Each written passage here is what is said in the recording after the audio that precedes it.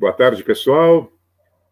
Enfim, nesse dia com sol, né, que já é uma coisa que não estávamos muito acostumados, voltamos para o nosso projeto Os Livros de Nossa Vida, hoje trazendo um convidado muito especial, o professor Eduardo Wolff, professor de literatura, formado em letras, mas doutorado em filosofia, que mora em São Paulo, e que é responsável, foi o criador do blog o Estado da Arte do Estadão. Ele também é conferencista, palestrante da Casa do Saber, a famosa Casa do Saber de São Paulo, e nós o vemos com frequência no Café Filosófico da TV Cultura, e também, eventualmente, na Globo News, discutindo questões culturais, discutindo questões candentes do Brasil contemporâneo. Eu convidei o Eduardo porque acompanhei a sua trajetória desde jovem aqui em Porto Alegre. Ele foi meu aluno, primeiramente no cursinho onde eu trabalhava, então, depois foi meu aluno na faculdade, e aí aparecendo professores, a nossa querida Marcivana, Débora Mutter, o Cassionei lá de Santa Cruz, todo mundo. Eu sempre elogio as pessoas estarem assistindo lives de literatura, né, de cultura. Olha aí, quem está aí? Christian Simões, né, que foi também um brilhante aluno no curso de letras, e preferiu ganhar dinheiro e não dedicar-se ao magistério. Enfim, temos com certeza um público da melhor qualidade nesta tarde. Eduardo, obrigado por ter aceito esse convite aí de São Paulo. A imagem está muito boa, pelo menos aqui em casa. Prazer é todo meu, Sérgio. Prazer é todo meu. Convite seu, você sabe que não é convite, é ordem, né? A gente cumpre. Alegria participar de um evento assim. Houve uma época que quando eu trabalhava como secretário, que às vezes tinha cursos e a gente não sabia se os cursos iam ter público ou não. Então eu chamava os voluntários do martírio, né? Tipo aqueles muçulmanos que atiram bombas, eles tinham que assistir e levar alunos, né, para os cursos, e vinham eles e aquele bando de alunos que ganhavam nota para assistir cursos de cultura e literatura. Eduardo, esse nosso papo aqui é para mostrar os livros da preferência, os livros da formação, mas também o gosto pela leitura, né? Como começou, como inicia em ti essa... Eu sei que tu és um leitor feroz, né? Como começou essa vocação, porque parece ser uma vocação, na verdade é uma formação mesmo, mas como começou em ti essa necessidade, né, premente do livro? Então, Sérgio, de novo, assim, grande prazer falar contigo, sobretudo porque, como você mencionou, assim, eu sou produto de uma formação que tem, se não o começo primeiro e fundamental, tem um dos pontos de partidas mais importantes justamente contigo, e em segundo lugar porque, enfim, há todos esses anos que a gente se conhece, já passa aí de 2 décadas, a gente não vai entrar em detalhes numéricos para não entregar demais o nosso jogo, mas tu sempre foste a referência mais importante para mim como leitura, como leitor, como professor, mas sobretudo como um grande divulgador da cultura, um grande transmissor, mais do que do conhecimento, da paixão pelo conhecimento e pelos livros, e esta é apenas mais uma evidência, quer dizer, em meio a toda essa dificuldade, com a pandemia, com as necessidades de distanciamento social e de muitas limitações para os nossos possíveis encontros e situações de compartilhar nossa vida social, com nossa vida cultural, tu não deixaste de procurar alternativas para manter viva essa chama, essa discussão, essa confraternização de leitores, né? Então, é realmente um prazer. E essa sua primeira pergunta, essa primeira questão de, bom, como é que você se torna isso? Eu lembro de uma situação muito curiosa, que é a seguinte: eu devia ter por volta de uns 9 anos de idade, e na época a gente tinha uma disciplina no colégio, né, no primário, na minha época chamava primeiro grau, não sei como é que chama hoje, eu acho que é ensino fundamental 1, uma coisa assim, mas tinha uma disciplina que a gente tinha ali por segunda, terceira, quarta série do primeiro grau, né, que era de estudos sociais, que envolvia um pouco geografia, envolvia história, envolvia esse tipo de assunto puxando um pouco mais para as humanidades, né.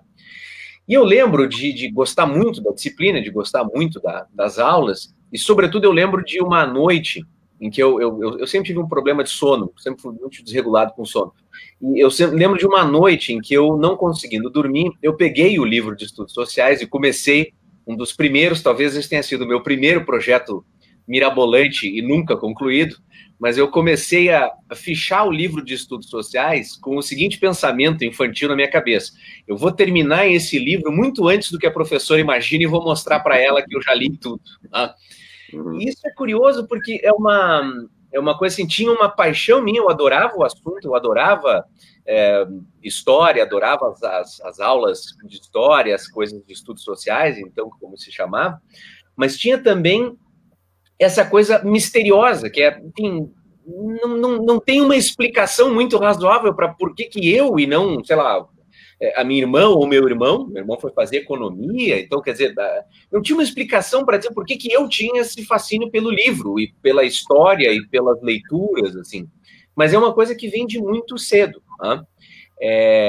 E nesse sentido, eu acho que tem um elemento misterioso de como a gente se torna leitor nesse termos. Quer dizer, muita gente pode se tornar leitor por encontrar, como eu tive a sorte de encontrar, grandes professores. Muita gente pode se tornar leitor, às vezes, por obrigação e depois virar leitor por prazer. Tudo isso é verdade. Mas eu acho que tem uma coisa que é assim, que essa marca quase que fatal que cai sobre alguns indivíduos. É uma fatalidade, é uma boa frase. A leitura é uma fatalidade. Dinheiro com livros, é isso, né? E é uma paixão, é uma coisa que vem sem nenhuma explicação muito concreta, né? Mas a explicação mais remota que eu tenho é essa. Eu acho que até aqui temos professores que aqui estão nos assistindo, o Gilmar Azevedo está nos assistindo. Eu mesmo tenho a experiência de ter 5 filhos.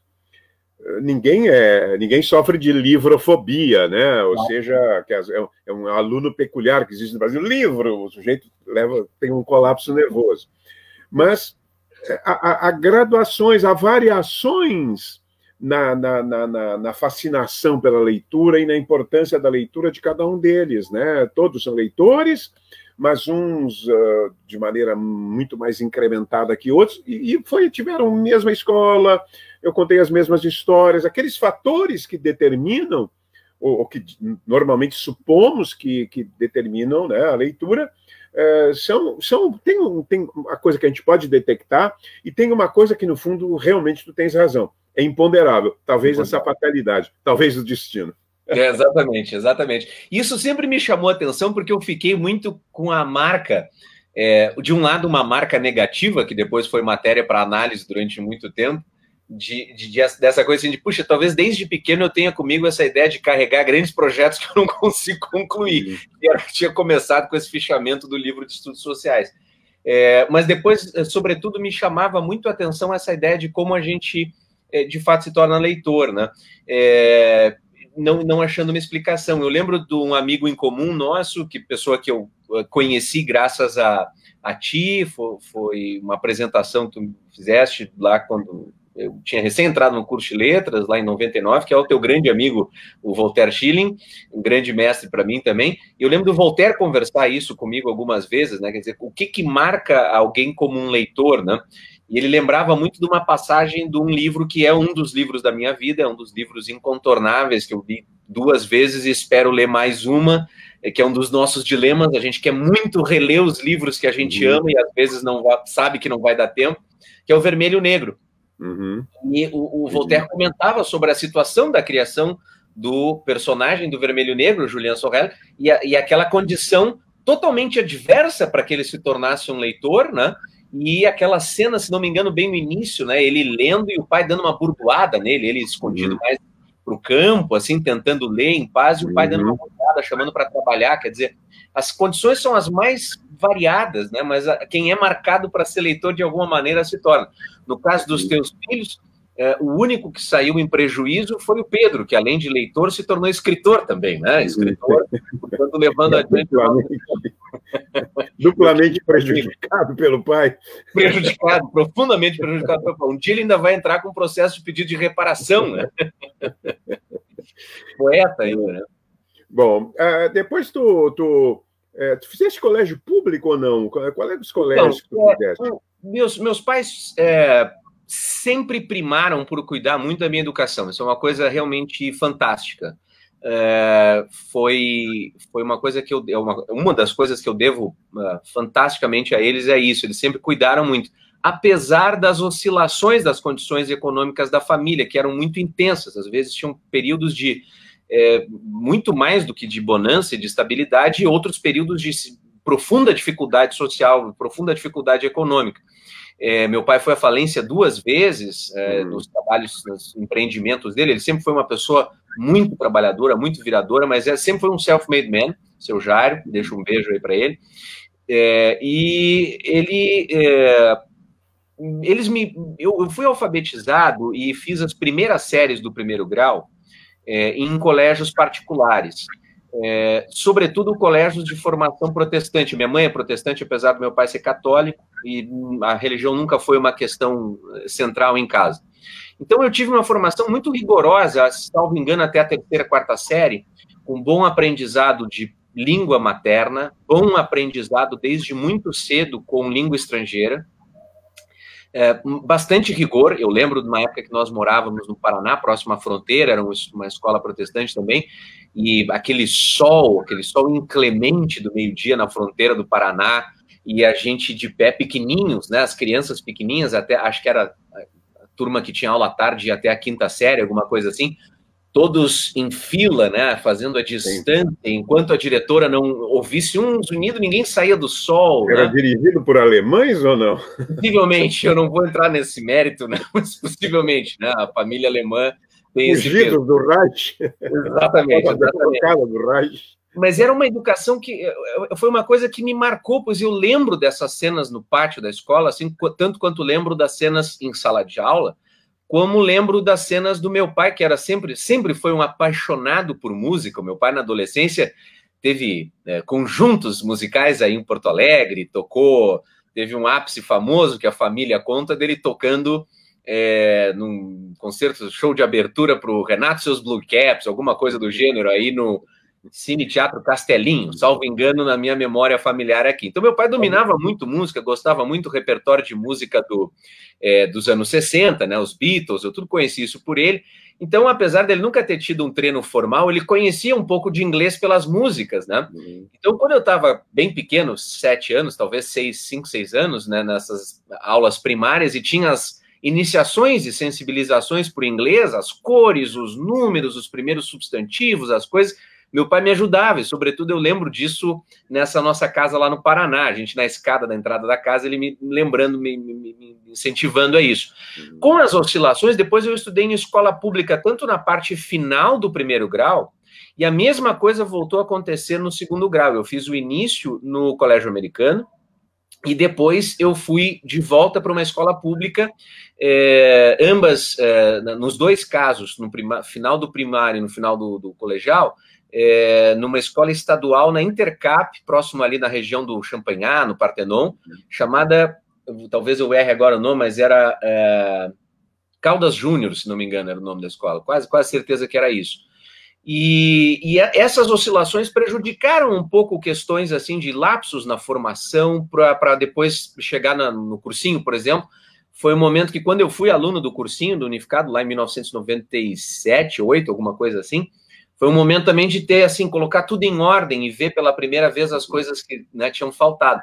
Mas não posso me queixar, talvez, a única coisa que eu me queixo da minha formação foi que, numa das épocas da escola pública, eu enfrentei uma greve muito longa, salvo engano, em função... Não era greve, era uma...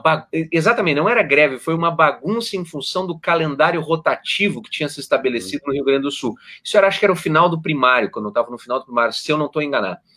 E depois, por falha minha, uma grave falha que eu tenho na minha formação, foi que eu, durante um pequeno período, tive um surto de militante político de esquerda, e aí resolvi aderir a movimentos estudantis e coisas do gênero, causando desespero, justo desespero dos meus pais, né? E saí, de fato, com nota, né? Foi um momento muito negativo. Depois eu tive que compensar estudando muito por fora. Bom, tivesse algum professor marcante nesse período aí da tua vida escolar? Algum professor que te ajudou no gosto pela leitura?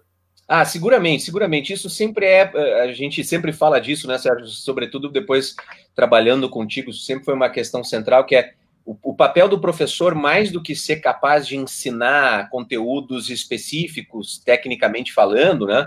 É ser capaz de contagiar, de algum modo, o aluno para aquele conhecimento, né? No nosso caso, para os livros, para a leitura, né? Eu tive isso de duas maneiras, assim. Teve um aspecto muito curioso, que assim, eu sempre tive muito boas notas, e aí chegou um momento para o final do primeiro grau que eu não era mais um bom leitor. Eu até lia muita coisa, eu lia muita revista de música, muita notícia, sempre se leu muito sobre o noticiário político na minha casa, mas eu estava perdendo o gosto da leitura dos livros da escola, que eram sobretudo de coleções infanto-juvenis e adolescentes convencionais. E uma professora teve a sensibilidade de perceber que, na verdade, não é que eu não gostasse de ler, mas eu não estava encontrando uma leitura que me agradasse, ou que me interessasse, ou que despertasse em mim alguma coisa mais legal. E ela percebeu, eu estava na 7ª série primária, eu devia ter 13 anos, 12 para 13 anos, uma coisa assim, e ela percebeu isso e fez uma aposta. Ela me deu, em sequência, Clarissa, Olhai os Lírios do Campo, e Clarissa, Música ao Longe, e Olhai os Lírios do Campo, para ler do Érico, ao longo de um bimestre, ou um trimestre, alguma coisa assim.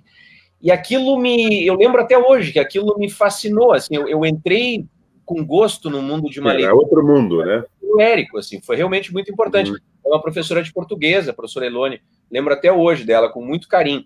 E na 8ª série ela fez a mesma coisa, assim, apesar das leituras que ela tinha que manejar com o resto dos alunos serem de um tipo, ela, para mim, começou a passar Dom Casmurro, começou a passar Brás Cubas, e aquilo foi muito determinante para mim. E, paralelamente a isso, meus tios, que tu conheces, né, a doutora Maria Rosane e o professor Gerson Neves, os meus tios sempre foram intelectuais e leitores e professores e pessoas absolutamente marcadas pela fatalidade do livro e da cultura, como a gente vinha dizendo, né? E desde muito cedo, então, desde a minha infância, eles também, de algum modo, sempre estiveram presentes, assim, me emprestando desde os cartoons do Garfield, quando eu era criança e mal sabia ler, assim, até os primeiros livros de literatura brasileira, Machado, e depois os grandes poetas. A minha tia, uma grande francófila, sempre compartilhou comigo a paixão pela literatura francesa, pela arte, pela música. Eles foram, sobretudo, assim, os anjos da guarda da leitura para mim, né? Mas, sobretudo, eu lembro dessa entrada, dessa porta de entrada, com 12, 13 anos, por aí, com os romances do Érico e depois com Machado de Assis. Foi exatamente por aí. Aqui entrou nosso querido Felipe Pimentel, acho que há uma certa ironia. Érico, revelações, né?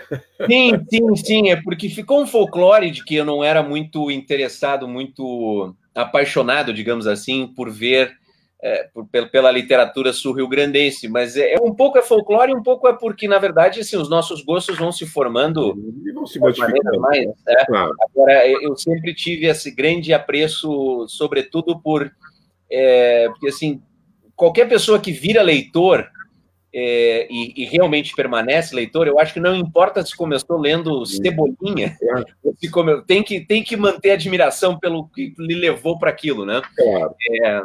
Para mim, o livro mais antigo que eu tenho guardado em casa é um Monteiro Lobato, claro, de segunda série primária, é um Monteiro Lobato, mas eu não tenho recordação da leitura, eu só tenho guardado comigo porque eu sei que começou ali. E uma experiência também que foi determinante, né? Como tu sabes, alguns dos amigos eventualmente estiverem acompanhando, sabem, eu sou fascinado por história, por política e tudo mais. Em 1989, portanto, no meu segundo ano do primário, eu estava na segunda série ali do ensino fundamental, se comemorava os 200 anos da Revolução Francesa. A minha tia, na época, trabalhava na Aliança Francesa, professora, bibliotecária, fazia de tudo por lá, fazendo a formação dela. Ela fez toda a formação por lá também, antes de depois acabar indo para a França e tudo. E eu tinha que fazer um trabalho para a escola, um trabalho escolar sobre a Revolução Francesa. E o meu pai acabou lendo, a minha tia selecionou uma bibliografia para ele, o meu pai acabou lendo 1 ou 2, 3 livros lá sobre a história da Revolução Francesa. Eu lembro como se fosse hoje da cena dele à mesa, lendo aquele livro de Revolução Francesa, que não era propriamente o métier desse homem que tinha passado a sua juventude dedicada aos Beatles, né, e a sua vida adulta ao comércio, a tentar fazer dinheiro para a família. Estava lá lendo ele, a Revolução Francesa, e me ensinando depois, lição por lição, a montar o trabalho. Eu também tenho guardado esse trabalho comigo até hoje, que concluía com ironias relacionadas ao tamanho da comitiva do presidente José Sarney para ir à França para a comemoração do centenário da Revolução Francesa. Sim, foi meio Brasil foi convidado, né? Exatamente, você lembra disso, seguramente tu lembras disso, né? Claro. Sim. Bom, Dudu, aí vem tu passas aí pelo colégio, passas por um período de militância. Eu me lembro de te ver no Pátio do Unificado, envolto numa gigantesca bandeira do PT, e discutindo com meu irmão política, né, que era uma discussão assim de baixíssimo nível. Nós regulávamos de idade mental, eu e o Regis. O Regis, me lembro disso até hoje. Depois tu foste fazer letras, e aí, claro, acho que já antes, já no tempo do colégio, tu começaste a sofisticar, a gente começa, né? Vamos mudando. Só para comentar, entrou a professora querida, Marcivana, aí, dizendo sempre o Érico. O Érico tem um mérito, independente do Tempo e o Vento, claro, que esses primeiros livros dele, que não são, de fato, grandes romances, né?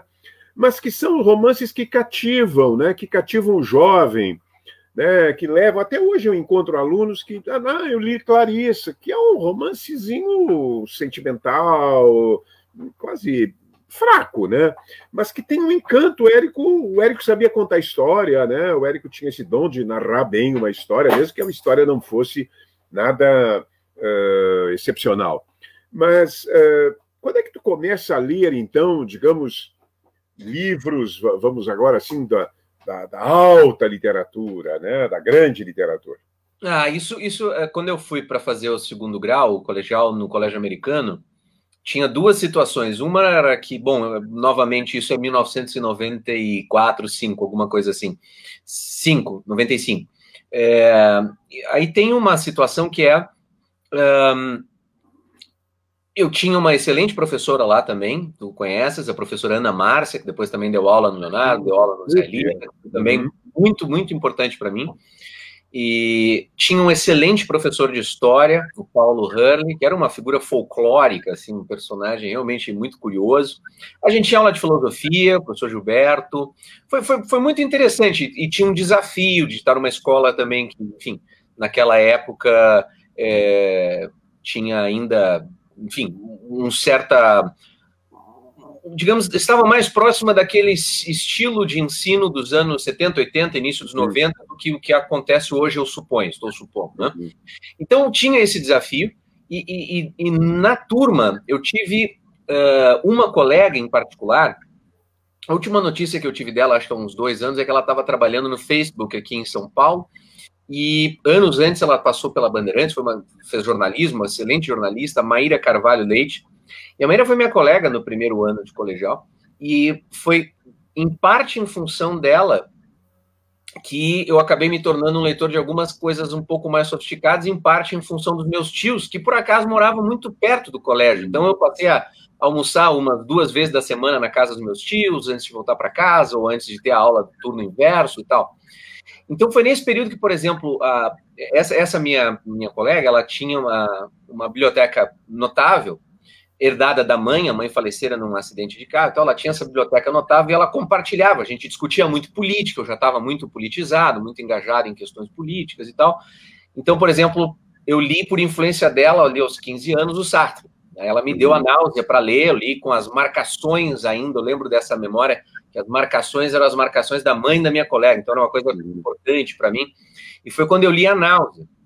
E foi um texto difícil, obviamente, não dá para a gente dizer que com 14, 15 anos você pega a náusea, sai e diz, ok, entendi as questões existenciais, a liberdade que se apresenta como fardo e como projeto, não era isso, né? A náusea existencial, mas o livro me lançou, sobretudo, para um contexto em que eu saí pela primeira vez da expectativa de que a leitura me daria personagens de uma história e um enredo e querer saber apenas o que acontece, qual é a ação que se desenrola. A literatura se apresentou pela primeira vez como uma questão que, como uma forma, né, um texto que está indissociável das ideias também, que ele também pode ser um veículo para a discussão das ideias. E naquele caso, as ideias estavam muito associadas a uma certa percepção da condição humana. Todas essas coisas são coisas, obviamente, que eu estou falando por elaboração posterior. Na época, a gente estava tateando nisso, né? Claro. Simplesmente assim, ok, eu acabei agora de subir um degrau, eu não entendi direito o que eu estou vendo aqui, mas eu sei que eu subi um degrau. E a minha tia, por outro lado, começou a me emprestar, ela e o Gerson nos almoços e nas conversas, começou a me emprestar algumas coisas em tradução da literatura francesa, que era a grande paixão dela. Então foi por essa época que eu li pela primeira vez No Caminho de Swan, o primeiro dos romances que compõem Em Busca do Tempo Perdido, do Proust. Né? E foi um momento assim de uma revelação muito impactante para mim. Foi realmente uma das coisas que mais marcou a minha vida, em todos os sentidos. Me marcou no sentido de as conversas que a gente tinha na sacada do apartamento deles, ali na Rua Liberdade, e o incentivo que ela me dava para ir lendo, eu ia anotando coisas, e ela debochava muito de mim, que eu dizia, nossa, é tanta coisa, não sei se eu vou ter tempo de ler tudo isso. E ela dizia, você tem 14 anos, 15 anos, calma, tem a vida pela frente, né? Mas eu tinha essa angústia de saber se eu ia dar conta de ler tudo aquilo que ela estava apresentando para mim, e me marcou pelo tipo de leitura que aquilo representava e que eu percebi que me tocou particularmente, assim, né? Tem uma passagem que eu acho estupenda, né, no romance. Se você me permitir, eu até quero citar aqui esse trecho. Que desde que não seja em francês, né? Não vem ler em francês. Não. Isso é uma piada famosa entre nós, né? Mas é uma passagem que eu acho que esclarece muito na tradução magnífica do Mário Quintana, né, que traduziu os 2 primeiros volumes para a Editora Globo, naquele projeto editorial glorioso, né? E que eu cito agora, é muito curto, é um trecho muito curto, mas diz assim, abre aspas, faz muitos anos isso. A parede da escada onde vi subir o reflexo de sua vela já não existe há muito. Em mim também foram destruídas muitas coisas que julgava iriam durar para sempre, e novas coisas se edificaram, dando nascimento a penas e alegrias novas, que eu não poderia prever, então, da mesma forma que as antigas se me tornaram difíceis de compreender. Faz também muito tempo que meu pai já deixou de poder dizer à mamãe, vai com o pequeno.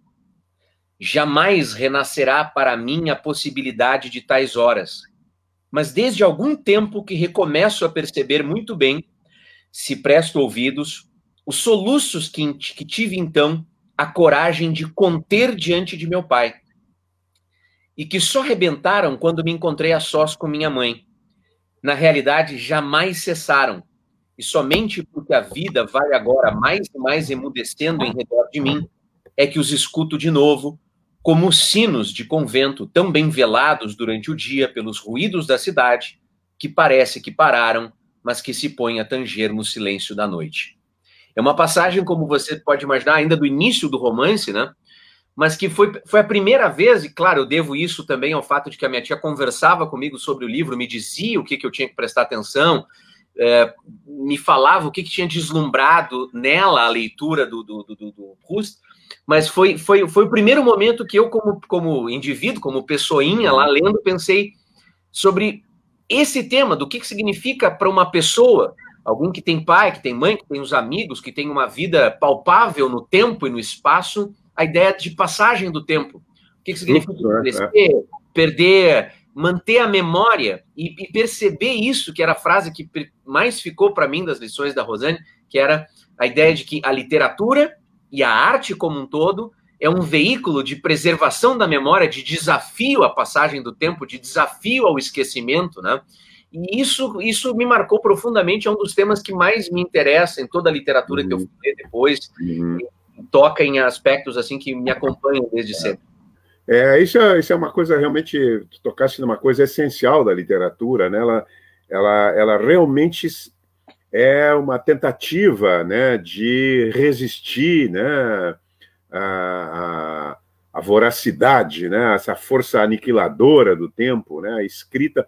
Isso, inclusive, já passou a ser... O Proust tematiza isso está muito presente no século XX, na literatura do século XX, né, no próprio Érico, né, o final do Tempo e o Vento, o menino lá, o Floriano Cambará, senta-se, porque ele sabe que aquela história épica, aquela história, né, cheia de altos e baixos, de sangue, violência, paixão da família, vai para o beleléu, nada fica, né? Porque também é uma literatura da modernidade, da infelicidade da modernidade, por não termos mais Deus, né? Deus se foi na modernidade, né? Deus era o absoluto, você teria o consolo do paraíso. Sem paraíso, sem vida eterna, o que resta ao homem, né? Quer dizer, a vida é absurda. Só a arte, colocasse muito bem aí o tema do Proust. Eu ia brincar, mas é uma história verdadeira, só para dar uma aliviada, bateu forte esse tema. O Rodrigo de Lemos entrou aqui, agora também entra o José de Jesus, né? Falando de escritores, né? Contando a respeito... Né? Porque quando a gente começa a falar de um livro que se gosta, o outro leitor também quer falar dos livros, com toda razão, quer falar dos livros que... E aqui ele tem, né? O Kafka, Dostoiévski, que são... Mas o jovem Eduardo, então, com 20 anos, arrumou uma linda namorada, mas ela era assim, ela não era jovem, não era dada assim com vertigens à cultura. Então, o que ele fazia? Vejam bem que desastre, né? Ele pegava o telefone no meio da noite, às 2 da manhã, acordava a pobrezinha para ler textos do Proust, né? Em francês. Quer dizer, Proust já é duro, né? Você tem que ter um ouvido, você tem que ter uma concentração para ler Proust, tem que entender um pouco. Proust é um escritor que reflete sobre a vida, né? E, claro, naturalmente, a moça, né, rejeitou esse mergulho em francês na obra do Proust às 2 horas da manhã. Mas seguindo, Dudu... Pelo menos você não contou que eu fui trocado por um açougueiro de interior, né? Que era uma parte da versão dessa... Ocorre. Para amplamente. Né? Ocorre isso na vida, né? Pois bem, depois tu entraste em letras, né? Foste fazer letras lá na URGS, foste um aluno destacado. E as leituras, seguindo assim esse périplo de autores, né, de autores que vão te interessando, né? Olha aqui uma pergunta do Marcelo. Para o Proust, indicam essa tradução da Globo ou a nova? Eu não sei, eu não conheço essa do Fernando Paes, só li a da Globo. Não sei se Dudu que fez comentários de livros também para a imprensa. Pois é, Marcelo, eu até, como o Rodrigo de Lemos está nos acompanhando e é especialista em francês, em literatura francesa e língua francesa, né? Talvez ele possa dar em mais detalhes para você. Eu nunca li a tradução do Fernando Paes, que aliás, falecido recentemente, e era um tradutor, salvo engano de minha parte, um tradutor mais, digamos assim, parece concentrado em predileções diletantes, assim, né? De muita qualidade, pelo que eu ouvi falar, mas eu nunca li. A tradução que eu li antes de enfrentar o texto, que eu nunca consegui terminar inteiramente em francês, mas antes de enfrentar em francês, os 3 primeiros volumes eu enfrentei já em francês, eu li a tradução da Globo, que tem Mário Quintana, Carlos Drummond de Andrade e Lúcia Miguel Pereira como os tradutores da totalidade dos volumes. Então, é realmente uma tradução muito difícil de bater. O nível do prazer, da fluência da leitura é incrível, mas eu não conheço a tradução da Nova Fronteira, eu conheço só essa tradução da Globo, que eu acho realmente excelente. E depois das edições francesas, eu comprei recentemente, foi uma aquisição que obviamente demorou muitas aulas, né, muita hora aula para conseguir comprar, a edição das obras completas em francês da Pleyard, né? Pleyard, que é só clássicos, né? Exatamente. Aqui é a edição dos grandes clássicos de língua francesa, que depois passou a incorporar também autores estrangeiros para os franceses, né, fora da língua francesa, mas em versão traduzida, é claro, como para nós normalmente nós pensamos na editora Aguilar e Nova Aguilar, né? E aí, bom, aí você tem edições como a edição Folio, com aqueles estudos introdutórios do Antoine Compagnon, que é um grande professor e crítico e teórico da literatura, maravilhoso, mas eu leria, sobretudo, a edição da Globo, né? Mas isso que você perguntou, Sérgio, da questão assim, de como foi a passagem para letras, essa piada sobre a questão da época da militância, isso foi um período de muita leitura para mim, né? Eu não, enfim, depois desse período ali entre 94, 5, ainda antes de chegar no colegial, que eu comecei a me interessar por política, comecei a ler bastante, sobretudo por causa de história, né? E até entrar no curso de letras, até o primeiro ano, lá em 99, que eu tive, de fato, envolvimento com militância político-partidária, assim, eu não sei como é que é hoje, eu nunca mais tive isso em política de partido, né? Nunca mais. Mas na minha época se discutia muito livros, se discutia muito ideias, né? E eu acho que na tua geração ainda muito mais. Na minha geração já era muito diluído comparado com o que tinha sido nos anos 60 e 70 e até a geração dos anos 80, assim, eu tenho certeza disso. Mas ainda se discutia muito. A turma de amigos que militava, a gente estava sempre tentando ver qual era a melhor leitura de Marx que a gente podia fazer, qual era a melhor leitura de história contemporânea que estava sendo oferecida, se era do Hobsbawm, se era uma coisa concorrente e tal. E eu fui lendo muito isso. Meu tio, o Gerson, tinha também, apesar dele ser um estudioso de Tomás de Aquino, estava lá voltado para estudar Aristóteles, Tomás de Aquino, filosofia do direito. Ele também tinha uma excelente biblioteca de política, de clássicos da política e da filosofia política. Então, foi uma época que eu li bastante. Quando eu decidi fazer letras, eu estava dividido entre duas hipóteses, ou ir para história ou ir para letras. E uma das coisas que me marcou para decidir que eu queria ir para letras é que eu tive um período ali, eu sofri uma febre de poeta de 2 anos ali, entre os meus 16 e 18 anos. Cometi poemas, como se diz, né? E o meu irmão até hoje me chantageia, dizendo que ele tem uma pasta de couro lá com meus poemas de adolescência, ele diz que vai entregar, né? Vai vender, assim, né? Para me ameaçar, me constranger, os poemas em que eu me pretendia beatnik, que era outra coisa que eu lia bastante ali, 14, 15 anos. O pessoal jovem dos 80. Jack Kerouac, Allen Ginsberg, Uivo, Kadish, né? Então, assim, era realmente uma coisa que eu cometi esses poemas nessa época, ouvia muito rock, era muito influenciado pelos nomes do rock dos anos 60 e dos anos 70, que tinham lá suas influências poéticas, né? Eu ouvia bastante na minha pré-adolescência o Doors, do Jim Morrison, que citava poetas, o Rimbaud e a filosofia do Nietzsche e tal. Então eu fui ler algumas dessas coisas também por causa da música, por causa do meu gosto por algumas bandas de rock, era uma coisa bem curiosa. Então, eu estava na dúvida, e eu estava numa fase, assim, eu sempre tive essa coisa meio, no teu tempo se dizia ciclotímica, né?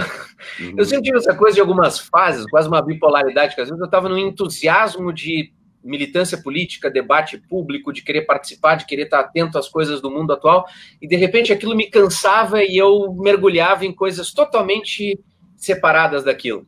E eu acho que foi uma coincidência que na época que eu tive que me inscrever para o vestibular, eu estava numa fase mais voltada para a arte, para a poesia, eu estava lendo muita literatura e não tanta coisa de política, assim, pois eu poderia ter ido para a história.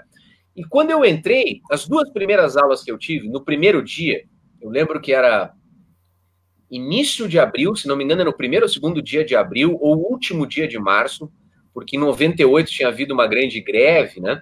Então, em 99 se começou com um certo atraso, E o primeiro dia de aula eu tive aula com a professora Márcia Ivana, que eu vi que estava aqui, querida professora Márcia Ivana, uma disciplina chamada Estudos Clássicos, se não me engano, não, Leituras Orientadas, que era o nome da disciplina que introduzia o aluno numa espécie assim de, bom, um parâmetro mínimo dos grandes clássicos da literatura ocidental, e a disciplina de panorama da cultura brasileira, panorama histórico da literatura brasileira contigo, Sérgio. E então foi um momento assim, realmente muito marcante, assim, eu sedento, assim, louco para ler. Eu tinha passado as férias entre a minha aprovação e, para decepção dos meus pais, eu tinha tido uma nota para entrar em direito, para entrar em não sei o que lá e tal. Cursos que permitem a prosperidade econômica. Exatamente, né? Joguei pela janela a possibilidade da prosperidade econômica, fui fazer letras, né? Mas eu lembro que foram aulas muito marcantes, a Márcia apresentando para a gente, eu lembro como se fosse hoje. Lembro das condições um pouco precárias das nossas universidades públicas, nossas bravas, corajosas universidades públicas, a sala superlotada, um cachorro invadiu a aula da professora Márcia Ivana no meio da sua explanação sobre as melhores traduções dos gregos para a gente ler Homero e ler as tragédias, e em algum momento alguém dos arredores bateu na porta também pedindo para uma associação, alguma coisa do gênero, assim. Mas eu lembro do entusiasmo que a Márcia transmitia para que a gente fizesse aquele percurso com ela, de ler esses grandes clássicos, de enfrentar um livro como a Odisseia, de enfrentar uma tragédia grega, de ler, salvo engano, a gente tinha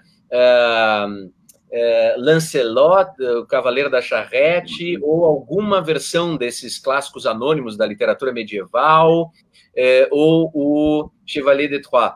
Depois eu lembro que a gente tinha que ler também o Quixote, terminava, se não me engano, com o Goethe. Aí depois a disciplina 2, que foi dada pelo também excelente professor do curso de letras, do professor Luiz Augusto Fischer, aí pegava o século XIX e os modernos.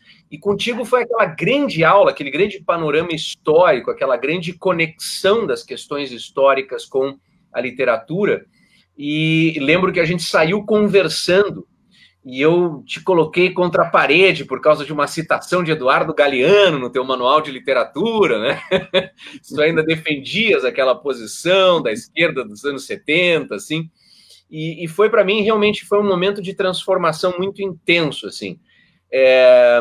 Graças a essas interlocuções com pessoas como a Márcia, contigo, depois com o professor Fischer, com quem eu fiz bastante coisa em alguns anos ao longo da minha graduação ali, e com a professora Jane Tutquian, atual vice-reitora, que me deu uma disciplina de estudos pessoanos que para mim é inesquecível, até hoje é uma das coisas mais incríveis também que eu pude estudar.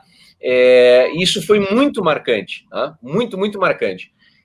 Por outro lado, aconteceu uma situação que era, e tu vais te lembrar disso, né?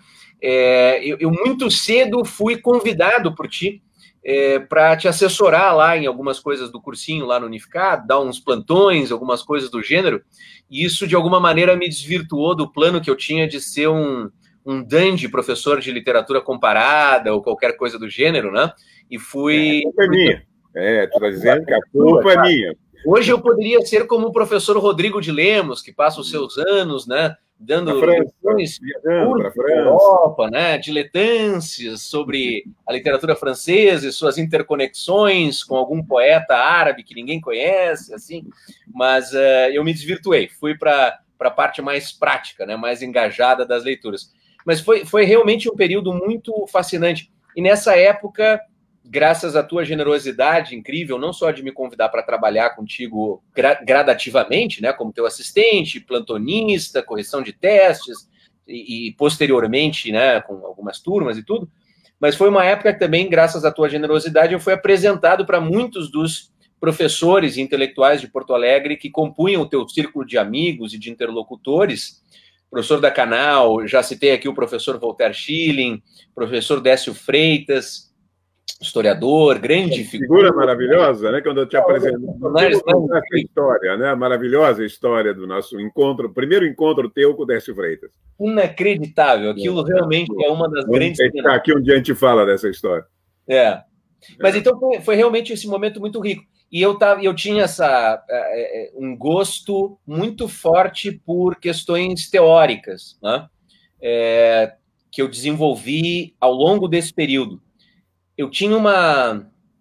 Isso é uma coisa legal como leitor de falar, assim, eu tinha uma sensação de limitação, que eu achava que era, em parte, devida à falta de leitura, então eu ainda não, achava que eu não tinha lido o suficiente para estar num bom curso de letras.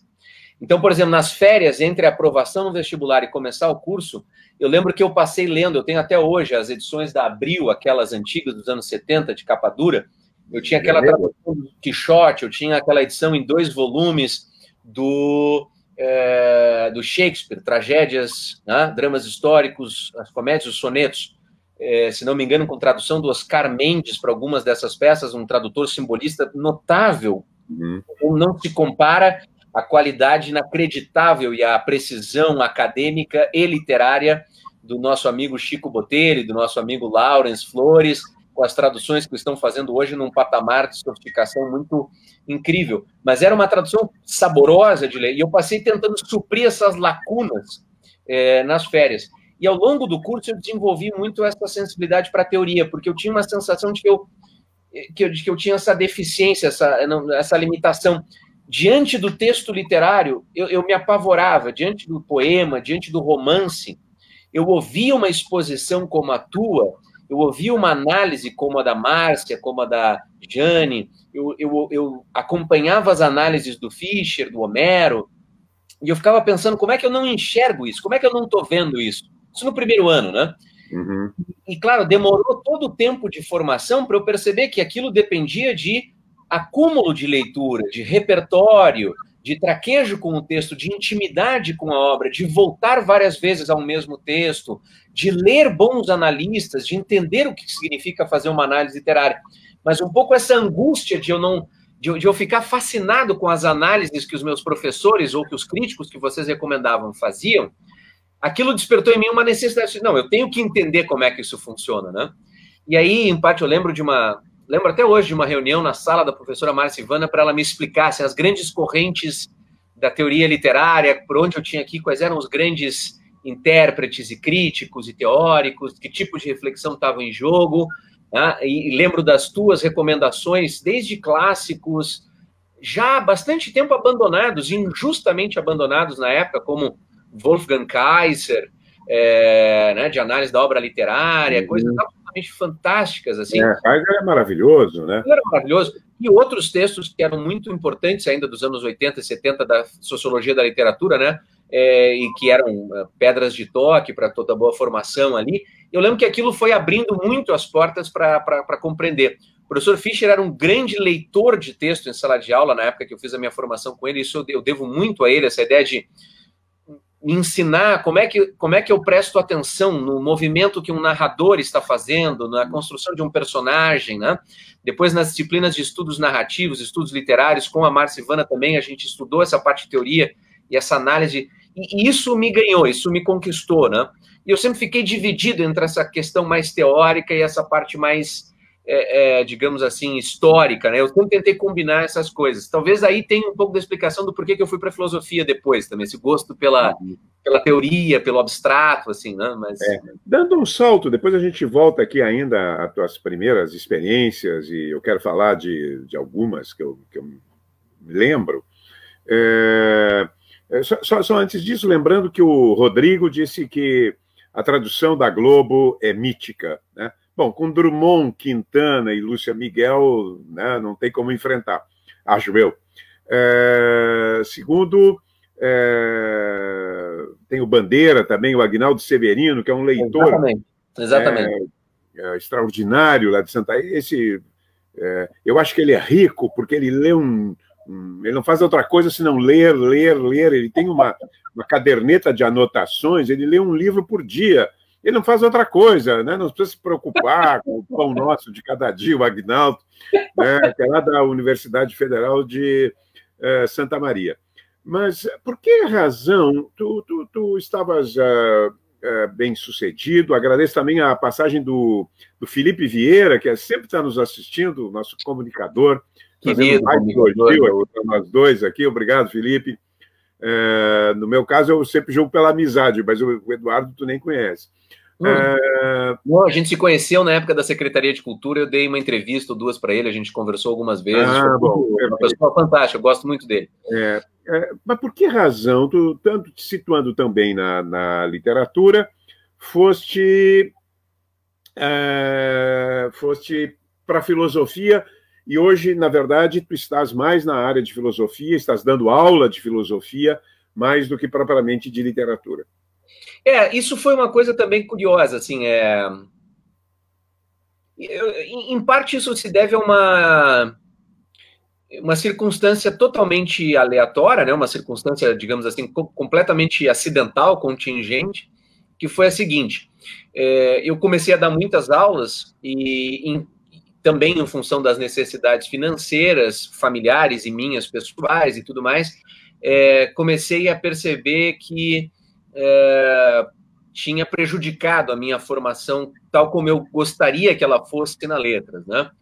E aquilo me deixava muito frustrado, porque eu nunca me imaginei fazendo outra coisa, nunca me imaginei político, nunca me imaginei empresário, nunca me imaginei, não vou dizer rico, porque a gente gostaria de ser um intelectual rico, né? Mas enfim, eu nunca me imaginei exercer como o Aguinaldo de Santa Maria, né?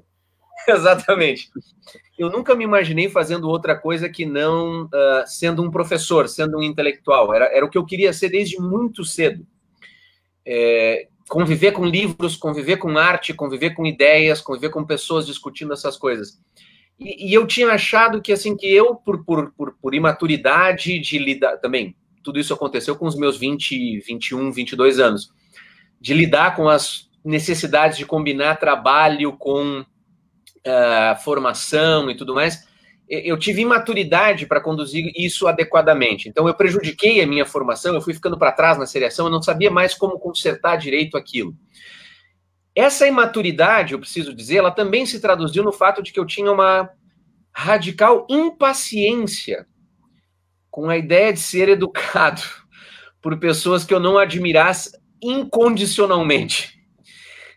Isso é uma limitação subjetiva, não posso dizer absolutamente mais nada do que isso, mas realmente eu sou uma pessoa... as minhas admirações são incondicionais. Assim, as pessoas que eu admiro e por quem eu tenho respeito, isso é absolutamente incondicional. E isso sempre é perpassado por uma análise que combina muito do caráter, enfim, da natureza da pessoa, mas se não tiver uma dimensão intelectual envolvida, não funciona. Eu acho que é por isso que eu fui um bom aluno para ti, eu fui um bom aluno para Márcia, fui um bom aluno para Jane e tudo mais, porque realmente eu admirava vocês como pessoas e como intelectuais, como acadêmicos, como professores. Mas chegou um momento que, por ter tido que forçar muito da minha formação independentemente, eu também tinha pouca paciência para seguir estudando com algumas pessoas que estavam dando aula, eu não estava mais interessado. Isso é uma imaturidade, não tem defesa para isso. Ocorre que, insatisfeito com como as coisas estavam funcionando, acontece que eu não sabia bem para onde ir. E aí foi um momento que o meu querido tio Gerson Neves tinha voltado do seu doutoramento na França, tinha feito a formação dele com a turma da filosofia, e um dia o Gersinho disse assim para mim: cara, por que tu não vais assistir uma palestra do Baltazar? Tá? Famoso professor Baltazar, né? O Baltazar Barbosa. E era uma coisa curiosa, porque assim, eu fazia aula com um grande professor que tu conheceste também, eu entrevistei ele, inclusive, para uma série de entrevistas do jornal Zero Hora, aí, coordenada pelo Fischer, nós participamos juntos, inclusive, da entrevista com o professor da Canal, né? Eu tinha aula de francês com o professor Alexandre Roche, Monsieur Roche. Querido Monsieur Roche. Para mim, Monsieur Roche faleceu, salvo engano de minha parte, em 2011 ou 12. Eu lembro que eu recebi a notícia do falecimento do professor Roche aqui em São Paulo, eu já morava em São Paulo, e eu chorei como uma criança. Eu chorei na rua, eu estava na rua quando eu recebi a mensagem por telefone da minha tia, que era muito amiga dele, da família, da Francine, das filhas, e eu chorei como uma criança, porque Monsieur Roche, para mim, foi realmente uma figura mágica, assim, encantadora, né? Ele me chamava de Monsieur Leloup, e fazia brincadeiras, que eu era homem de letras, né, jornalista, homem público, que ele nunca sabia o que eu estava fazendo, que eu estava sendo metido em muita coisa. Mas eu fazia aula com o Roche e um colega de aula com o Roche, por acaso, falou, olha, vai ter uma palestra do Baltazar sobre a metafísica de Aristóteles. E eu fui assistir essa aula do Baltazar, que era lá na Livraria Cultura, era um ciclo de palestras introdutórias aos grandes clássicos da filosofia, com os professores do Departamento de Filosofia aí da URGS. E o Baltazar, que era conhecido já por ser um dos grandes acadêmicos, um dos grandes professores de filosofia do Brasil, fez uma aula absolutamente magistral, uma aula absolutamente magnífica sobre a metafísica de Aristóteles. E foi um momento, para mim, de conversão, foi um caminho de Damasco, assim, porque o Baltazar reunia um tipo de rigor, um tipo de profundidade, combinada a uma clareza de exposição, uma preocupação com a clareza na sua exposição, que me conquistaram, essas combinações que ele fazia me conquistaram, me arrebataram na hora, assim. Em segundo lugar, tinha uma seriedade apaixonada pelo que ele fazia, tinha uma gravidade apaixonada, quer dizer, não era uma seriedade pomposa, não era uma seriedade artificial, ela era realmente de entrega àquele universo dos conceitos e dos argumentos e das teses filosóficas.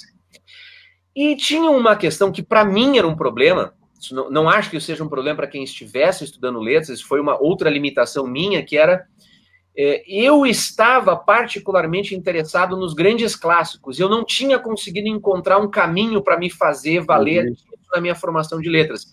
E, de repente, quando eu percebi que no Departamento de Filosofia a formação inteira estava estruturada na ideia de alguns pilares inegociáveis da formação da filosofia ocidental, eu pensei, bom, essa é a formação que eu estou procurando desde sempre, né? Poderia ser na literatura, poderia ser na história, por acaso é a filosofia que está oferecendo isso. Então eu fui estudar com o Baltazar, eu fiz um novo vestibular, eu ingressei, eu fiz toda a graduação em filosofia, me bacharelei em filosofia na URGS, fiz toda a minha formação com essa equipe de professores extraordinária que eu peguei na formação ali entre 2005, quando eu comecei como aluno ouvinte do Baltazar, até dezembro de 2009, quando me formei, né, eu entrei e fiz o vestibular de novo, entrei em 2006, fiz toda a formação ali na filosofia, e foram professores, assim, absolutamente preciosos que eu tive em termos do rigor acadêmico combinado com a profundidade da abordagem, das análises, a preocupação em ensinar para mim o que significava ser um acadêmico do ponto de vista de um tipo de inserção na produção e no debate, como é que se entrava no debate intelectual que a filosofia estava praticando então. E eu acho que foi isso. Então, em última instância, tem a ver com essa ideia de, mais uma vez, ter sido tocado por um grande professor. Em primeiro lugar, isso, né? Não conheci nunca depois, né, do que eu tinha experimentado contigo na letras e com o Baltazar na filosofia, nunca mais eu vi algo semelhante a isso acontecer. Foi realmente uma coisa, para mim, muito fora do comum. E depois, eu diria que o outro fator foi isso, assim, por esse conjunto de fragilidades psicológicas, tá? Vamos chamar assim, fragilidades psicológicas, eu tinha uma necessidade de sentir que eu seria capaz de suprir o meu desejo, de satisfazer o meu desejo por uma formação mais clássica. E a filosofia estava me oferecendo isso. E aí eu mergulhei de cabeça em Aristóteles e fui aprender grego, tive aula com a professora Maria das Graças, depois fui fazer aula particular, porque eu não conseguia acompanhar direito os horários, enfim, foi realmente uma transformação muito grande. E aí eu tentava compatibilizar, né, muitas das atividades, ainda como professor de literatura, um pouco como curador de alguns eventos lá da Secretaria de Cultura que tu organizavas, eu era um pouco mediador, apresentador, curador, te ajudava nisso, com escrever um pouco para a imprensa, escrever um pouco de material didático e paradidático, e o curso de filosofia, que para mim foi realmente um momento muito intenso, assim, foi uma formação muito forte. Ô, Dudu, nós estamos com já um certo tempo, eu vou fazer mais um ping-pong agora. Olha aqui, ó, Gustavo Coelho, o Eduardo obteve a nota mais alta na minha primeira prova de metafísica, o professor Baltazar, ainda no segundo semestre. citando Aristóteles em grego. Golpe baixíssimo. Olha aqui, Gustavo. Ele comete. O Gustavo. O querido amigo, o Gustavo Coelho. O professor. Quem é que te deu o apelido de gafera? Ele às vezes comete gafes, né? Ele é um gafera.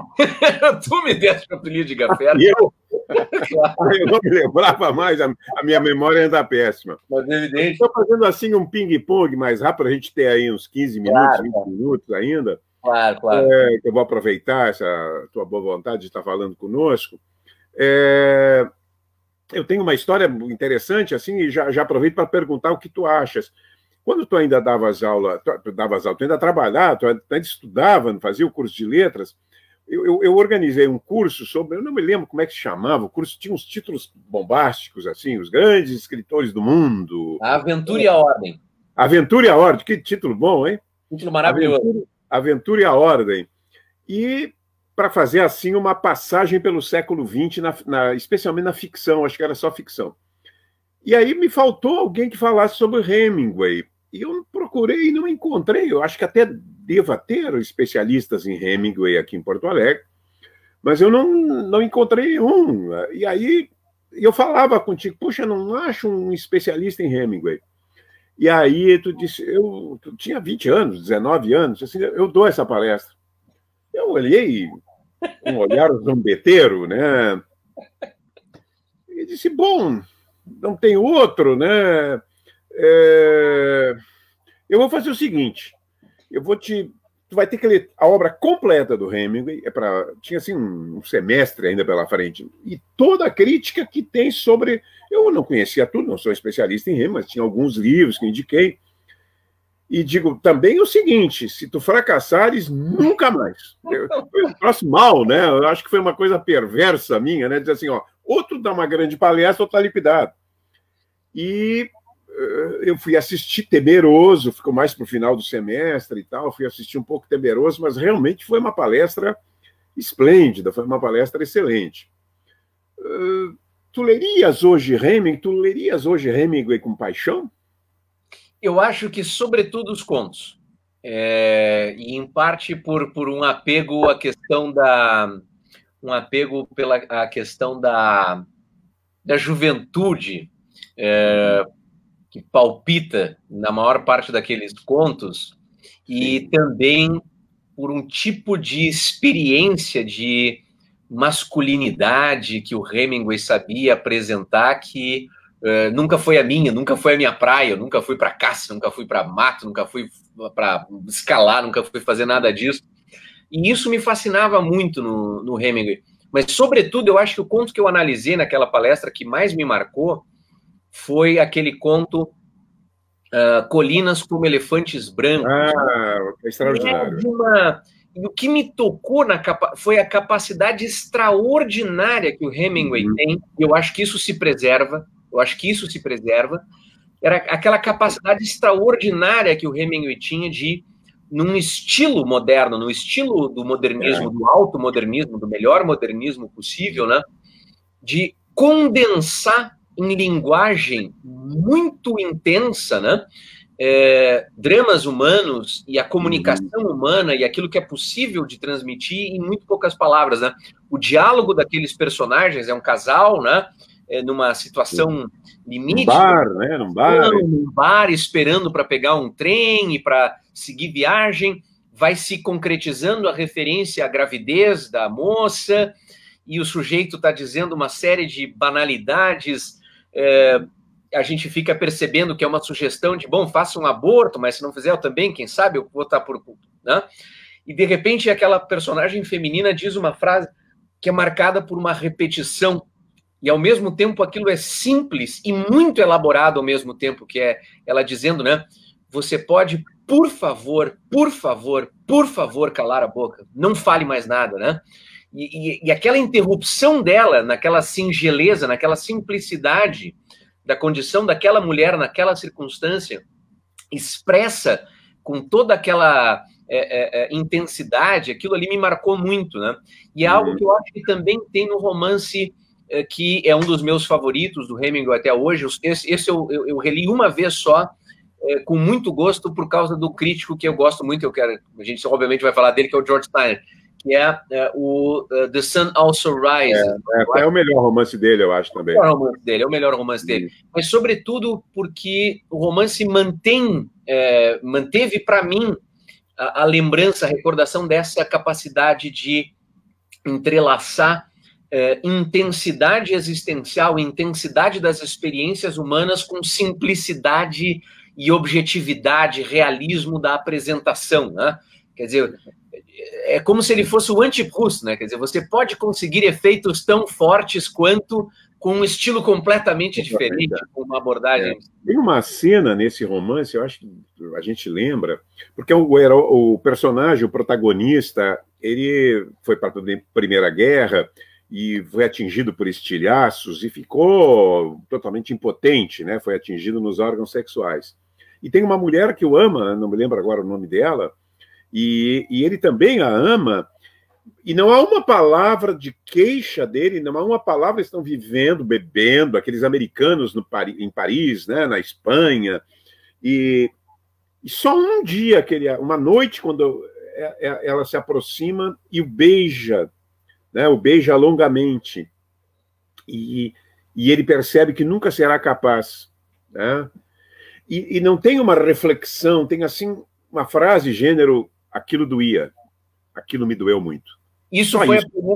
Foi fantástico isso para mim, porque foi a primeira lição que depois eu fui cultivar isso muito nas minhas longas e maravilhosas conversas com o Pedro Gonzaga, teu filho, meu grande amigo, querido irmão praticamente para mim, que era o jeito como a literatura americana conseguia construir a sua grandeza a partir de uma simplicidade, a partir de uma economia de meios, né, para a gente usar essa expressão, e que está muito numa frase que os americanos gostam de usar, que é o show, don't tell, né? Mostre, não fale sobre, não conte. E essa ideia de você conseguir criar uma cena, criar uma situação, literariamente apresentar isso, portanto, por meio de palavras, por meio de uma narrativa, mas passar para o leitor a impressão de que você está mostrando para ele o que está acontecendo sem precisar de explicações, sem precisar de subterfúgios, né? Isso é das coisas mais belas da literatura americana, da boa literatura americana do século XX, né? Que, aliás, me leva a um outro autor que é, para mim, das leituras de cabeceira, eu sempre volto a ele, e que é o Philip Roth, né? Que eu também parte graças ao Pedro, assim, que era um grande entusiasta. Eu tinha lido, acho que só o Complexo de Portnoy, e, a certo momento, o Roth estava lançando A Marca Humana, e tu estavas lendo A Marca Humana na praia, no famoso episódio que eu fui te visitar na praia e fiquei marcado com... Passei de buggy, né, com os teus filhos pela praia. Arrumou uma namorada que...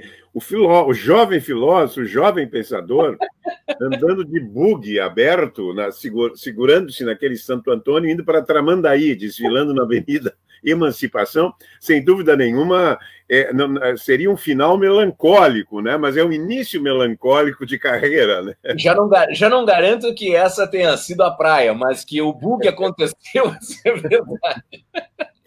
Mas o fato é que vocês estavam lendo, né? Tanto tu quanto o Pedro estavam lendo A Marca Humana. E aí eu entrei no Roth para além dos romances, do romance mais popular, né, da sua fama inicial lá de 1969, o Complexo de Portnoy, e depois o livro, que possivelmente é o livro que eu mais reli de ficção, acho que eu já reli umas 3 vezes, se não 4, é o Teatro de Sabbath. Para mim, o livro mais impactante da literatura americana dos últimos, sei lá, 40 anos, talvez, se não mais, né?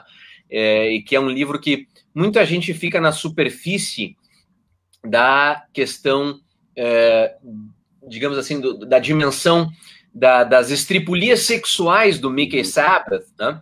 Que é o personagem principal, da verve, do humor ácido que percorre o texto inteiro e deixa de capturar a dimensão trágica do texto. É um texto de uma dimensão trágica inacreditável. É possivelmente o melhor livro sobre a finitude e a morte que eu li na minha vida. Assim. A cena final, as cenas, não estou dando nenhum spoiler, mas as cenas da terça parte final do romance em que o Mickey Sabbath dirige-se ao cemitério familiar em busca de um túmulo junto aos seus, aquele sujeito desgarrado, aquele sujeito desregrado, aquele personagem caótico e, no entanto, nesse momento que parece ser o fim de sua vida, seu único pensamento é para a família, para o irmão que foi morto pelos japoneses na Segunda Guerra Mundial, para a mãe que praticamente enlouqueceu e definhou e morreu por causa da morte desse irmão mais velho, que é o seu modelo, e para esse pertencimento mínimo, né, num mundo completamente desregrado, num mundo completamente sem vínculos, né, esse mundo moderno líquido, que não oferece mais vínculo nenhum, em que tudo é dissolvido. O desespero dele por achar isso e encontrar no final um personagem que, para mim, é uma espécie de Tiresias, né? Aquele personagem na tragédia, um Tiresias moderno, evoca para ele o passado. Aquilo, para mim, é um texto trágico por excelência, um texto sobre a morte, sobre a finitude, sobre a condição humana.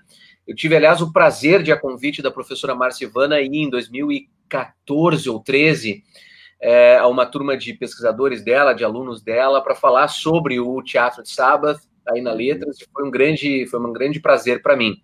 E tem um livro da literatura americana que, tu sabes, porque já me convidaste para falar dele umas 2, 3 vezes aí no Sul, já escrevi sobre ele, enfim, já fiz bastante coisa.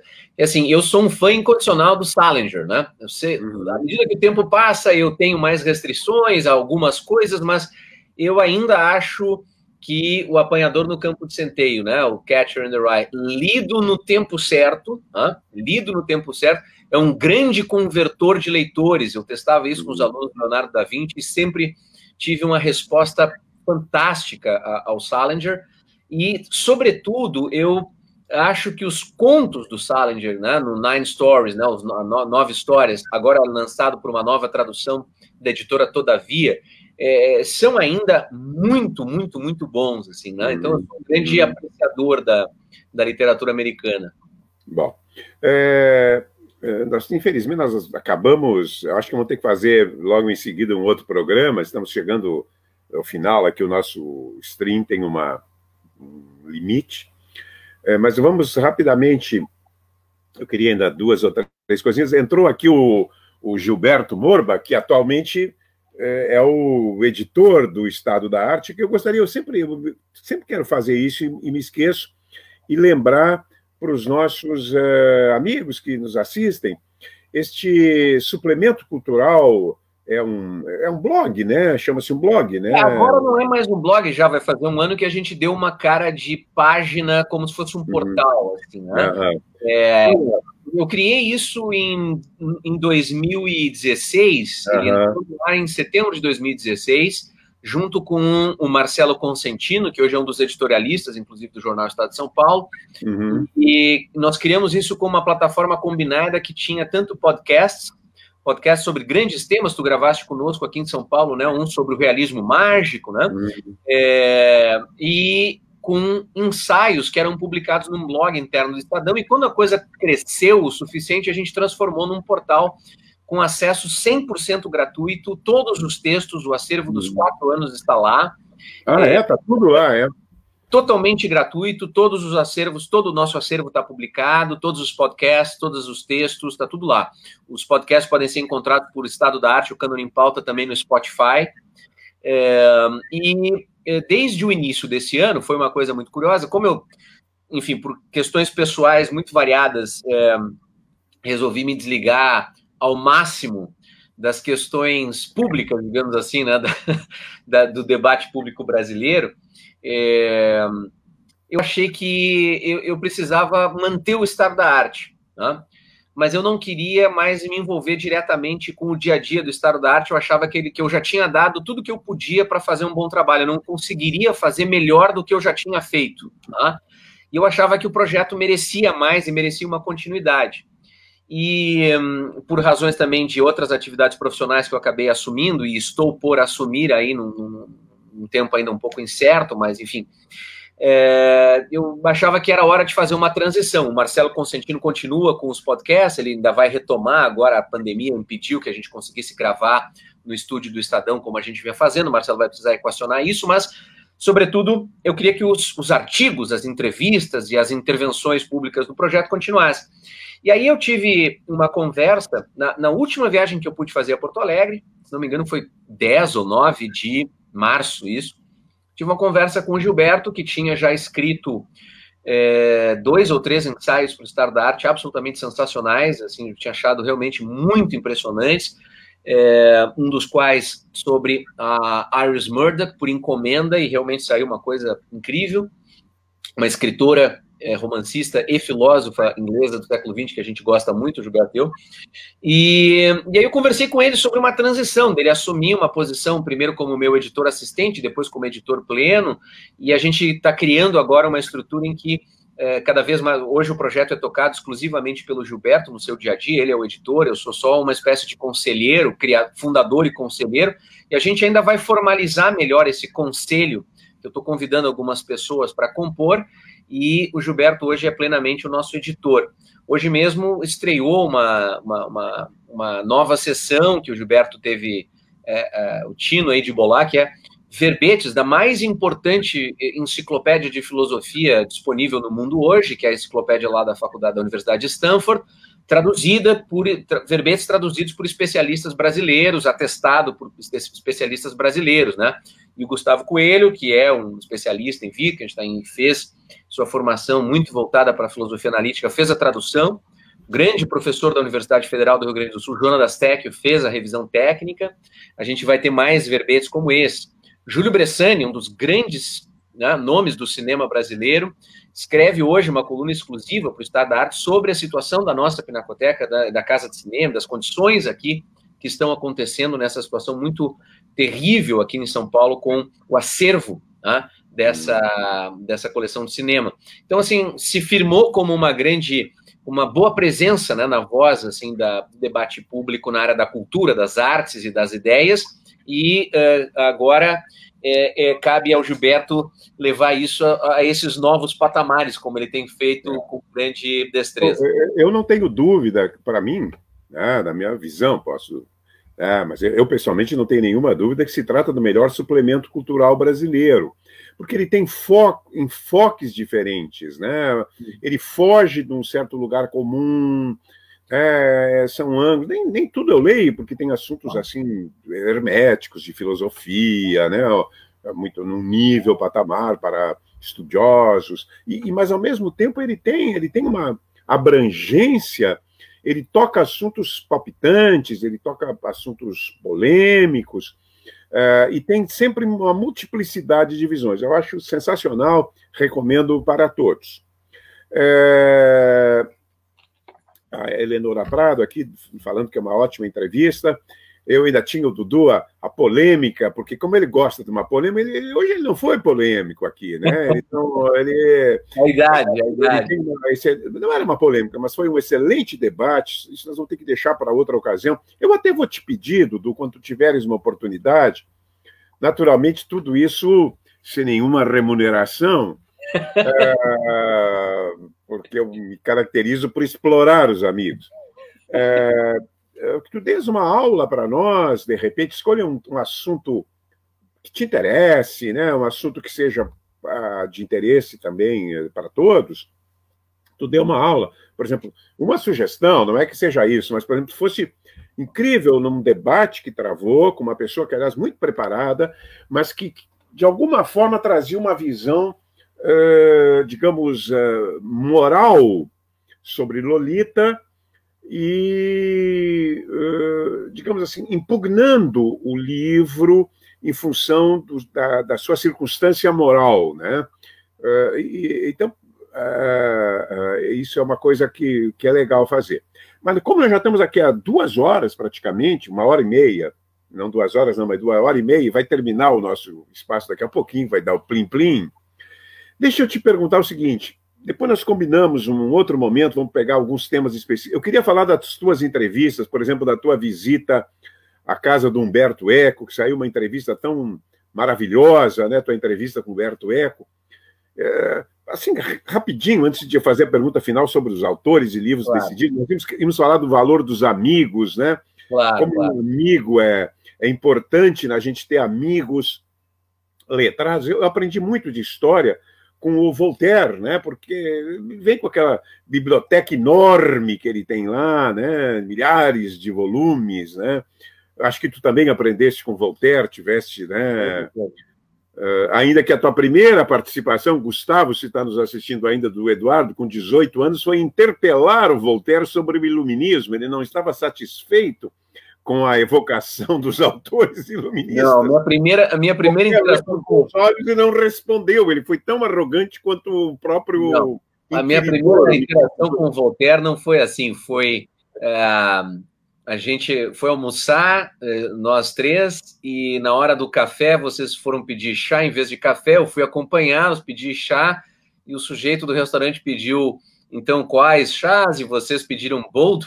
E eu perguntei se havia chá de frutas silvestres, e vocês me olharam com um olhar de censura. Fizeram coisas hoje impossíveis de serem ditas. Do céu, um Oscar Wilde em Porto Alegre. Se tu tivesses, eu tenho que fazer essa pergunta para fechar. Se tu tivesses, eu vou te dar, como tu tem essa dupla formação, eu te daria o seguinte: tu tens como, ocorreu como naquele episódio de Além da Imaginação, acabou o mundo, né? Tu sobraste e tu teve o direito de escolher, né, 3 obras completas de 3 grandes escritores, romancistas, poetas e um filósofo. Eu vou fazer essa, porque naturalmente a literatura é superior à filosofia. Desculpe, Gustavo. É uma provocação só. Olha o Gustavo aqui. Que autores e que obra completa de filósofo tu levarias e que autores tu levaria para esse exílio perpétuo? O meu exílio perpétuo seria muito simples, né? Eu precisaria do meu Homero, eu precisaria do meu Shakespeare e eu precisaria do meu Proust em literatura. Se eu tiver esses 3 acompanhantes, está tudo resolvido, eu não preciso de praticamente mais nada. Poderia até mesmo dispensar a filosofia. Não dispensaria, porque há um autor que é capaz de derrubar praticamente tudo que se escreveu em filosofia e em literatura, que é Platão. E aí, se eu tiver os diálogos de Platão, que une a extraordinária grandeza literária, um domínio magistral da língua grega, que até hoje me desconcerta, que até hoje eu só realmente consigo apreciar porque depois de muitos anos entre a filosofia, vida política, vida cultural, né, produção e tudo, eu passei um tempo afastado, né, dos meus estudos de grego e da literatura e da língua grega. Voltei mais recentemente, nos últimos 2 anos, para enfim, me dedicar mais à filosofia, mas cada vez que eu participo dos grupos de leitura aqui que a gente tem, tanto na USP quanto entre amigos, eu fico, assim, eu dou testemunho do gênio absolutamente insuperável, né, de estilo, de domínio de linguagem, de criação mesmo dos mitos, de criação de situações e de diálogos, que era Platão. Então essa seria a minha escolha: Homero, Shakespeare, indiscutivelmente Shakespeare, e Marcel Proust. E Platão, obviamente, poderia botá-los todos. Agora, eu não poderia terminar aqui sem fazer a minha profissão de fé em alguns autores pessoais, assim, que me acompanham como leituras obrigatórias, assim. A gente falou de Machado lá no início, é óbvio que Machado é esse autor, mas há um poeta da literatura brasileira que eu leio todos os anos sistematicamente, que é Carlos Drummond de Andrade. Aprendi contigo, aprendi contigo, aprendi a ler os melhores críticos também contigo, né? Melchior, com Verso Universo na poesia de Drummond e tudo mais. E graças a essa abertura, e graças ao grande crítico que eu citei aqui, que me foi apresentado por Sérgio Fischer, né, o querido, saudoso amigo Prego, falecido muito cedo, né, perdemos essa figura extraordinária, figura humana extraordinária, e pelo nosso amigo Walter Schilling, o crítico George Steiner, que eu leio todos os anos muitos dos seus ensaios, mais de uma vez, me tornou um devoto do poeta inglês T.S. Eliot, né? Então, se eu tivesse que dizer assim, a poesia que me informa fundamentalmente é a poesia de língua inglesa, é a poesia do Eliot, é a poesia do Auden, é a poesia do Yeats, depois Philip Larkin, depois Geoffrey Hill. São esses poetas do mundo de língua inglesa que me informaram. E eu conto isso por causa da sua pergunta. Quer dizer, foram amigos que me levaram a ler coisas, essas coisas me levaram a outras tantas, né? Por exemplo, quando o Pedro abandonou os contos para se tornar poeta, pensando que ia ser rico, ia ganhar muito dinheiro, ia ficar famoso, tudo com seus poemas, o Pedro começou a ler muita poesia, começou a ler muitos poetas diferentes. E eu tenho um grande amigo aqui em São Paulo, uma pessoa muito querida, o Paulo Fernando, um professor de filosofia aqui na Unifesp, que é um apaixonado por línguas, domina, sei lá, 400 idiomas, e o Paulo lia muito os poetas russos, os poetas poloneses, os poetas lá do leste. E aí a gente começou a ler juntos, nessa mesma época, o Pedro e eu, Czesław Miłosz, nós começamos a ler o Joseph Brodsky, nós começamos a ler as escritoras russas, né, a Akhmatova e tudo, e era um momento em que tudo isso vinha compartilhado. Então, tanto quanto vocês, que foram meus professores, né, que depois se tornaram meus amigos, amigos de geração e amigos, né, com quem eu compartilhava essas leituras, foram absolutamente indispensáveis. E essa ideia é legal da gente deixar aqui para os nossos espectadores, os nossos amigos que estão nos ouvindo. Quer dizer, a ideia de que você, numa atividade extremamente solitária como a leitura, acaba encontrando um modo de compartilhamento, um modo de convívio social que é sempre querer compartilhar o que você está lendo, né? Sempre que você está lendo algo fantástico, você quer mandar para um amigo, você quer sugerir que ele leia, você quer mostrar para ele como aquilo entusiasmou você. E eu acho isso uma coisa fascinante da dimensão social da leitura, né? Eu tenho isso com vários dos amigos mencionados aqui. O Gustavo, por exemplo, a gente leu na mesma época, eu acho, além dos livros de filosofia que a gente estava estudando na graduação, a biografia do Wittgenstein pelo Raymond, que aquilo nos marcou profundamente, né? O Rodrigo de Lemos, até hoje, a gente troca o que está lendo, né? O que está relendo e tal. O Pedro e o Felipe são interlocutores meus, assim, de predileção, são os amigos, irmãos da alma, assim, e a gente está sempre nesse fascínio, nesse deslumbramento de a gente não se contenta de ler e simplesmente dizer eu gostei disso, eu estou encantado com isso. A Júlia e eu em casa temos isso, assim, a gente cada vez que está lendo uma coisa fascinante para ir mostrar no escritório do outro o que estava lendo, o que estava vendo, e eu acho que essa dimensão é aquilo que torna mais marcante, mais bela a leitura, né? A arte da leitura, a arte do amor aos livros. Né? Tá bom. Foi um ótimo programa, passamos um pouco do horário, mas eu tenho certeza que todo mundo gostou. Eu vou deixar agora a sugestão ou o pedido para que tu, assim que puderes, na terça-feira nós temos aqui o Projeto Universidade Aberta, que aliás é um título teu, e já tivemos excelentes aulas, a Marcivana deu aula, o Pedro falou do Drummond, né? Um tema livre, pode ser filosofia, pode ser literatura, pode ser história cultural, né? Que é uma coisa que também... Vamos combinar, com certeza. Vamos combinar e eu tenho certeza que teremos uma excelente audiência. Felipe Pimentel, colocando muito bom, muito bonita a gratidão do Eduardo a todos os seus mestres, parabéns, Sérgio, obrigado. Olha a Marcivana entrando aqui, a querida Marcivana, obrigado também, obrigado a todos que nos assistiram. Na terça-feira que vem, eu vou trazer um jovem professor de filosofia, o Karasek, que é especial, ele vai falar de Schopenhauer. Schopenhauer era o sujeito que influenciou Machado, né? Então vamos puxar um pouco. Aqui o Eduardo entrando, obrigado, Eduardo. Olha, temos tido um público aqui que gostou da nossa entrevista, apesar de ser longa. E isso que eu não contei, naturalmente, não refiz toda a tua... A tuas gafes, uma sessão especial sobre o papel do indivíduo na história. O gaffer em francês é o cara que comete gafes, né? Não tem uma tradução em português. Então, ele ficou conhecido em Porto Alegre como gaffer. Obrigado, Lise, maravilha de convidado, obrigado por todos que nos assistiram.